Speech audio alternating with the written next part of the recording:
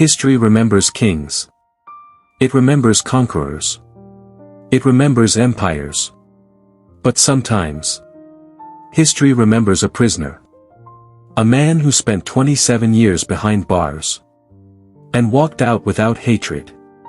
This is the story of Nelson Mandela, the prisoner who became a president, and the man who changed a nation without firing a single shot.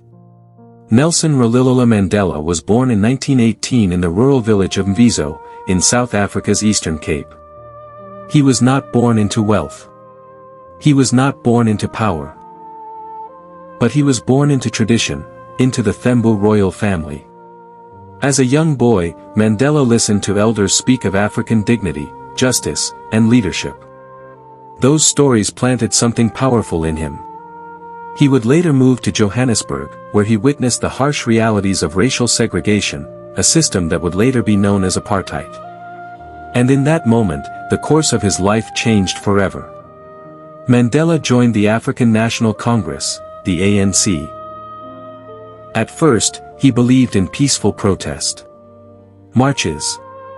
Petitions. Resistance without violence. But the apartheid government answered with brutality. As oppression intensified, Mandela helped form a resistance movement that aimed to challenge the system more forcefully. In 1962, he was arrested. In 1964, he stood in court, facing life imprisonment. And there, he delivered one of the most powerful speeches in history. He said, "I have cherished the ideal of a democratic and free society. It is an ideal for which I am prepared to die." The courtroom fell silent. The sentence came. Life in prison. Mandela was sent to Robben Island. A cold prison. A small cell. Hard labor in a limestone quarry. He slept on the floor. He broke rocks under the sun. He was allowed only limited contact with his family. 27 years. Nearly 3 decades of isolation. But something extraordinary happened behind those prison walls. Mandela did not grow bitter. He studied. He reflected. He learned the language of his oppressors. He understood that freedom would mean nothing without reconciliation. While the world outside grew more violent, Mandela's vision grew clearer. He would not leave prison seeking revenge. He would leave seeking unity. As the years passed, Mandela became a global symbol. Protests erupted worldwide. Sanctions pressured South Africa. His name echoed across continents. Free Nelson Mandela. In 1990, after 27 years, the prison gates opened. Mandela walked out, tall, calm, dignified. No anger in his eyes. No bitterness in his voice. Just resolve. Apartheid began to collapse. Negotiations replaced violence. In 1994, South Africa held its first fully democratic election. For the first time, Black South Africans could vote.